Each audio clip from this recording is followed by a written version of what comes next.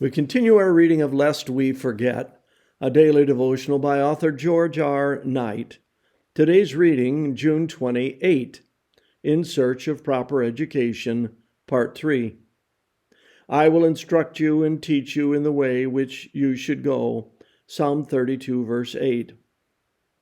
Seventh-day Adventists had taken an important step forward in the adoption of Bell's School in 1872 as the first official denominational school. But the leadership knew that they had to do more. If for no other reason, they required some way to prepare ministers.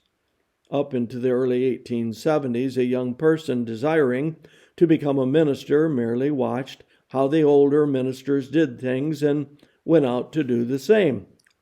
By 1873, James White, the spark plug for every Adventist advance, realized that the denomination needed to do something toward the training of leadership. Quote, "Probably there is no branch of this work," end quote. He told the 1873 General Conference session, quote, "that suffers so much at the present time as the proper education of men and women to proclaim the third angel's message," end quote. The situation demanded more sanctified education in the ministry. My heart rejoices to know that the Spirit of God is moving upon men of education to come into our midst to take hold of the educational work, end quote.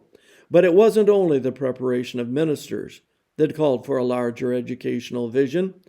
The denomination was also being eased into the realm of foreign missions. Thus, J.N. Andrews could write in 1873 that the calls that come from every quarter, from men speaking other languages, must be answered by us. We cannot do this in our present circumstances, but we can do it if the Lord bless our effort in upgrading the Battle Creek School. We have delayed this effort too long. The time past cannot be improved, but the time still remaining can be improved. Men of other nationalities desire to be instructed concerning the Second Advent. The leadership had come to see that they must establish a college, which they would do in 1874. Just before the opening of that institution, General Conference President George I. Butler penned that, "We see a work before us. We see the time coming when scores and hundreds of missionaries will go from this land to other lands to sound forth the message of warning." To that end, the proposed college needed to educate not only ministers, but translators, editors, and others who could forward the message of the third angel. Vision is never static. God leads his people one step at a time. When we grasp one level of need, he pushes us to see the next. So it is in every aspect of lives lived for him.